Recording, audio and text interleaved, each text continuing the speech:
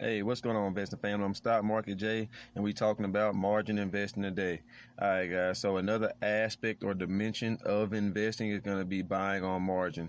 So buying on margin involves getting a loan from your brokerage and using the money from the loan to invest in more securities that you can buy with your available cash. Now, here's the thing. When you invest using margin, you can increase and amplify your returns because you're essentially taking on debt, which is what margin is. You're basically taking a loan using your portfolio's total value as collateral.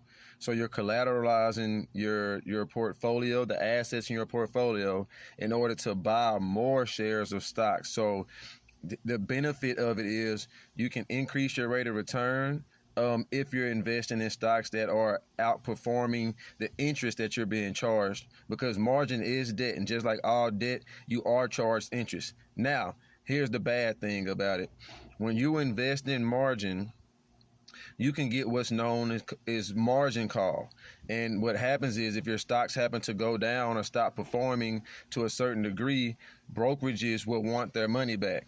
It's all good when things are going up, when those gains are coming. But what about when the market flips?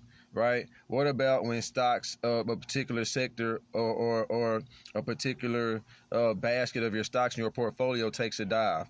What about when, we start having the market ends up correcting itself or things of that nature? The brokerages are going to want their money back. Okay. And when they get their money, they're going to take their money plus extra, because mind you, your stocks that you use are collateral for this loan. Right. This actually happened similarly in 1929, in the stock market crash in 1929. A lot of the money that was being made was made using debt in the stock market. About 80% of the money that was in the markets was new money, and it was debt. Okay. And they would give you, let's say you put up $20, they'll give you $100 worth of leverage. So only 20% of that is your actual money. The other 80 is going to be what they're giving you. And here's the thing. You need at least $2,000 to even be able to do margin investing. But why would you sit here and pay interest on some money, taking out debt in a feeble attempt to grow money, not knowing if the markets are going to work in your favor, when investing is really a long-term game? Because you got to understand, you can get wiped out like this. Your whole portfolio can get wiped out. If you get margin called, they want the money that they lent you, and they're taking the collateral that you use to take that debt with. So not only are they going to take the money that they gave you back, they're going to also take the money that you collateralized, the stocks that you collateralized, your assets that you're collateralizing. Sometimes using leverage isn't in your best interest. Okay.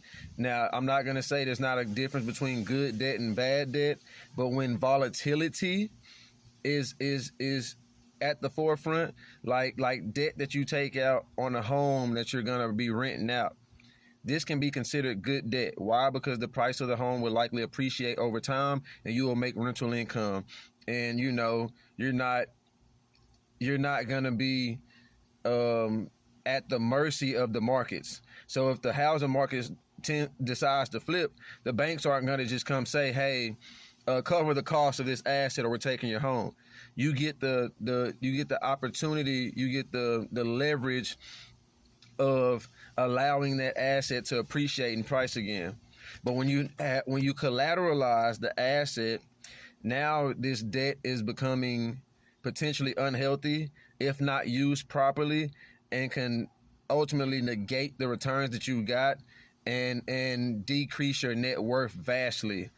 All right, investing family. Peace.